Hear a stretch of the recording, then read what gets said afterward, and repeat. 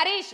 ప్రభుత్వ లక్ష్యం BRS ఎమ్మెల్యేలే party మారలేదనే పల్లాపై కక్ష సాధింపు.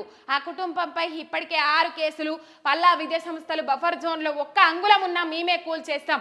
అనుమతులున్నా బుల్డోజింగ్ సరికాదు. రాష్ట్రంలో హెల్త్ ఎమర్జెన్సీ ప్రకటించాలి. రుణమాఫీపై సర్కారు కుంటి సాకులు. మాఫీపై శ్వేతపత్రం విడుదల చేయాలి. మాజీ మంత్రి హరీష్ రావు డిమాండ్. ఇది ఎప్పటి నుంచో చెప్తా ఉన్నాం. మీరు రుణమాఫీ చేసినట్లయితే దమ్ముంటే శ్వేతపత్రాలు విడుదల చేయండి. అసెంబ్లీ సమావేశాలే అవసరం లేదు. శ్వేతపత్రాలు విడుదల చేయాలంటే ప్రభుత్వం విడుదల చేస్తుంది. ఏ వేదికగానైనా విడుదల చేయొచ్చు. మీరు రుణమాఫీ మీద ఎన్ని లక్షల ఖాతాలు ఉన్నాయి, ఎన్ని లక్షల ఖాతాలకు ఎన్ని లక్షల రూపాయలు రుణమాఫీ చేసిండ్రు, ఎన్ని కోట్లు రుణమాఫీ చేసిండ్రు అనే వివరాలన్నీ శ్వేతపత్రాల రూపంలో విడుదల చేయాలి. శ్వేతపత్రాలు విడుదల చేయండి అని చెప్పేసి సవాల్ ఇసిరిండ్రు హరీష్ రావు. మరి దమ్ముంటే శ్వేతపత్రాలు విడుదల చేయాలి. ఇలా రుణమాఫీ అంశం తెర మీదకి తీసుకురాలేరు. రుణమాఫీ అంశం ఏదైతే రుణమాఫీ డిసెంబర్ 9 తారీఖు నాడే అవుతుందని మాట ఇచ్చిన రేవంత్ రెడ్డి, హరీష్ రావు మాట్లాడేదాకా, బీఆర్ఎస్ నాయకులు మాట్లాడేదాకా రుణమాఫీ అంశం తెర మీదకి తీసుకురాలేదు. తీసుకొచ్చిందానల్లా మనందరికి ఎరుకున్న ముచ్చట్నే కదా. సరే అప్పుడు చేద్దాం, ఇప్పుడు చేద్దాం, టైం ఉన్నది, చేస్తాము. లంక బిందెలు ఉన్నాయి అనుకున్నా, లంక బిందెలు లేవు. అంత ఖాళీ ఖజానా గల్లపెట్టి ఖాళీ అయింది. గిసొంటి ముచ్చట్లు జరుపుకుంటూ వచ్చిండ్రు. హరీష్ రావు రంగంలోకి దిగే వరకు ఒక డేట్ ఫిక్స్ చేసిండ్రు. దేవుళ్ళ మీద ఒట్లు పెట్టుకుంటా మరి 15 ఆగస్టు లోపు అర్హులైన రైతులందరికీ 2 లక్షల ఏకకాల రుణమాఫీ చేస్తా అని చెప్పేసి దేవుళ్ళ మీద ఒట్టు పెట్టిన రేవంత్ రెడ్డి ఇలా ఆ మాటను తుంగలో దొక్కి వాళ్ళు అబద్ధాల మీద కోటలు కట్టాలని చెప్పేసి ప్రయత్నం చేస్తూ ఉన్నారు. రైట్, రుణమాఫీ అంశాన్ని తెర మీదకి ఇప్పుడు డైవర్ట్ చేయడానికి ఇట్లా బీఆర్ఎస్ నాయకుల మీద కేసులు పెట్టుకుంటా తలొగ్గలేదు, పార్టీ మారలేదని దురుద్దేశం పూర్వకంగానే ఇయ్యాల పల్లా రాజేశ్వర్ రెడ్డి మీద కేసులు పెట్టిండ్రు, కేసులు బనాయించిండ్రు అనేది ఇక్కడ తెలుస్తూ ఉన్నది.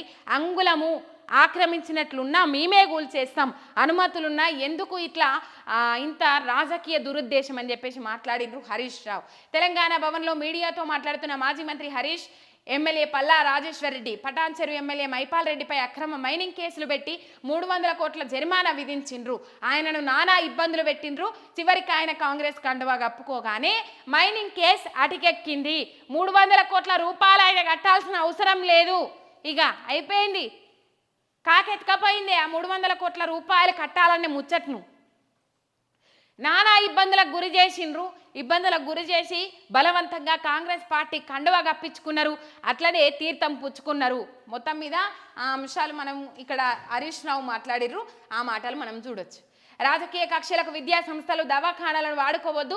పల్లా రాజేశ్వర్ రెడ్డి, మల్లారెడ్డి, మర్రి రాజశేఖర్ రెడ్డిని కాంగ్రెస్ నాయకులు లక్ష్యంగా చేసుకున్నారు. పార్టీ మారనందుకే పల్లాపై పగబట్టిండ్రు.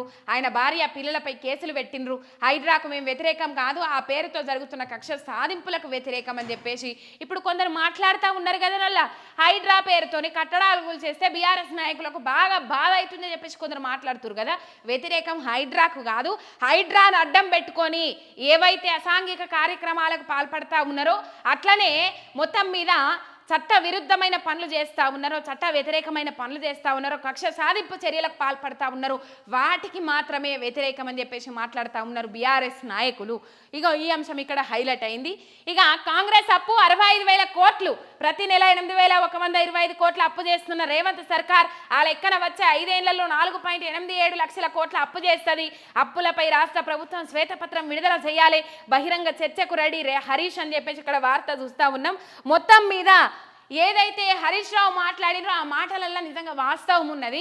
ఇక్కడ మనం ఆలోచన చేయాలి. పోయిన ప్రభుత్వము అప్పుల కుప్ప, రాష్ట్రాన్ని అప్పుల కుప్పగా చేసి పెట్టింది. కేసీఆర్ సర్కార్ రాష్ట్రాన్ని అప్పుల ఊబిలో నెట్టేసింది అని చెప్పేసి మాట్లాడిన నాయకులు ఇలా రోజుకు దాదాపు 8,120 ప్రతి నెల, రోజుకు కాదు నెలకు 8,000 పైసలకు కోట్ల అప్పులు చేస్తూ ఉన్నారంటే మీరే అర్థం చేసుకోర్రు. ఇక ఇప్పటికే 65,000 కోట్లు దాటింది అప్పు. దాదాపు ఇదే అప్పు ఇట్లనే కంటిన్యూ అయితే ఏం చేసిండ్రోల్లా? ఆ అప్పులు తీసుకొచ్చి ఏం చేసిండ్రు? ఏమైనా అభివృద్ధి కార్యక్రమాలు చేపట్టిండ్రా? లేకపోతే వాళ్ళు ఇష్టమైన సంక్షేమ పథకాలు అమలు చేసిండ్రా? ఎందుకు ఈ అప్పులన్నీ ఆడికి పోతున్నాయి? ఈ అప్పులన్నీ మీ వ్యక్తిగత విలాసాల కోసమే, రాజకీయ స్వార్థం కోసమే వాడుకుంటా ఉన్నారా? ఢిల్లీ టు హైదరాబాద్, హైదరాబాద్ టు ఢిల్లీ వీటికే ఖర్చు చేస్తూ ఉన్నారా? ఎటు పోతున్నాయి ఈ పైసలన్నీ? ఎవరి జేబులల్లా దాక్కుంటున్నాయి? ఎవరి గల్లెపెట్టెలు నిండుతా ఉన్నాయి? ప్రభుత్వ ఖజానాకు వాడాలి కదా. ఎందుకు తీసుకొస్తున్నారు ఇంత అడ్డగోలు అప్పు? ఇలా సెక్యూరిటీ బాండ్ల కాడికెళ్ళి అన్ని కుదబెట్టిర్రు, మళ్ళీ ప్రపంచ బ్యాంకు దగ్గర తక్కువ వడ్డీకే అప్పులు తీసుకుందామని చూస్తున్నామని చెప్పేసి మాట్లాడుతూ ఉన్నారు మీరు. సాంప్రదాయాన్ని సుప్పిని శుద్ధపూసని మాటలు. ఇలా తెలంగాణ రాష్ట్రాన్ని యాగం చేయాలని చూస్తూ ఉన్నారు. మొత్తం మీద ఈ అప్పుల లెక్కలు చెప్పాల్సిన అవసరం రేవంత్ రెడ్డి మీద ఎంతైనా ఉన్నది. ఈ అప్పుల లెక్కలకు సంబంధించి 65 కోట్లకు సంబంధించి 65,000 కోట్లకు సంబంధించి ఈ అప్పులకు సంబంధించిన శ్వేతపత్రాలు విడుదల చేయాల్సిన అవసరము రేవంత్ రెడ్డి మీద ఎంతైనా ఉన్నది. తెలంగాణ ప్రజలకు సమాధానం చెప్పాలి. ఎందుకంటే మీరు పోయిన ప్రభుత్వం అప్పుల కుప్ప అని మాట్లాడిరు కదా. మీరే మాట్లాడినప్పుడు మరి మీరు ఇప్పుడు దయ్యాల వేదాలు వాళ్ళు ఇచ్చినట్టు మాట్లాడుతూ ఉన్నారు కదా. మరి మీరు అప్పులు ఏమిటికి తెచ్చిర్రు, ఎందుకొరకు తెచ్చిర్రు, దేనికి ఖర్చు పెట్టిర్రు అనే వివరాలన్నీ మీరు సమర్పించాల్సిన అవసరం ఉంటుంది. తెలంగాణ ప్రజల ముంగడ పెట్టాల్సిన అవసరం ఉంటుంది.